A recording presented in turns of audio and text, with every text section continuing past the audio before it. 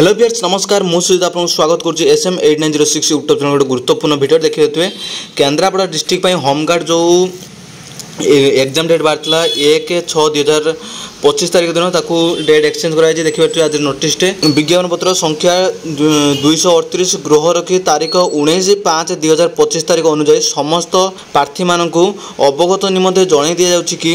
1/6/2025 तारीख होगा गृह रखी पदवी चयन पर लिखित परीक्षा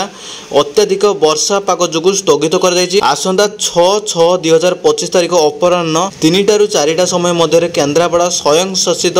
महाविद्यालय पड़िया अनुष्ठित हेबो। तेणु जो 1/6/2025 तारीख दिन जो एग्जाम डे होबार थिला होमगार्ड से बर्तमान